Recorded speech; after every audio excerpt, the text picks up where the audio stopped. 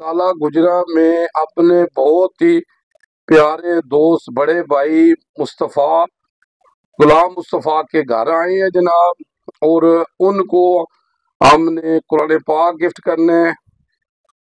कुरान पाक एक ऐसी किताब है जो अल्लाह के हाँ महफूज है, और अल्लाह ने इसकी कसम दी है, इसको कोई बदल नहीं सकता। अगर हम इस पर अमल करें तो हमारी जिंदगी बदल सकती है।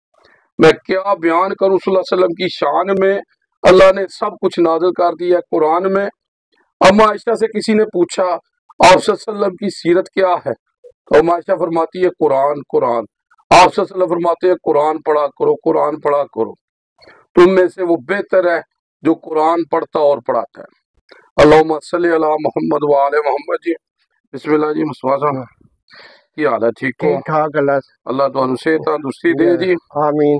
ते जनाब मैं क्या तुहानू मिलने आए हैं, मैं क्या तुहानू कुरान पाक गिफ्ट करिए, इसको अच्छी कोई चीज नहीं है। ते जनाब तुसी कुछ कहोगे? इंशाअल्लाह मैं जावा की तरफ से अब्दुल अजीज भट्ट साहब का बहुत बहुत शुक्रिया अदा करता हूँ। उन्होंने मेरे लिए दुनिया का सबसे कीमती सरमाया वो गिफ्ट किया। मैं इनका जितना भी शुक्रिया अदा करूँ वो कम है। तो जनाब आज आपने हमसे वादा करना है। माशाल्लाह आप नमाजी भी हैं, कुरान भी पढ़ते हैं, पर ये तर्जमे वाला हम कुरान पाक दे रहे हैं आपको, क्योंकि हमारे जो है ना अक्सर जो है ना कहते हैं ना चिराग के नीचे अंधेरा है। लोग कुरान पढ़ रहे हैं, दो दो दफा तीन तीन दफा, बच्चों ने भी खत्म किया, तर्जमे से नहीं पढ़ रहे। तो आज आपने हमसे वादा करना है कि आपने इसको घर में रखना है, और सुबह जो है ना रोज एक आयत तर्जमे के साथ पढ़नी है इंशाअल्लाह। तो वादा करते हैं इंशाअल्लाह। तो जनाब और जनाब ठीक है आप ठीक साहब? ठाक।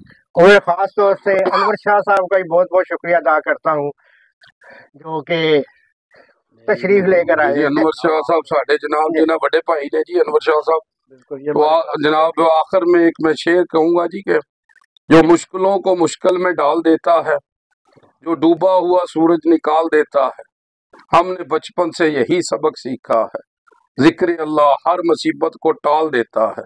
हक ला इलाहा इल्लल्लाह, अल्लाहुम्मा सल्ली अला मोहम्मद व आले मोहम्मद। जावा जी जेल।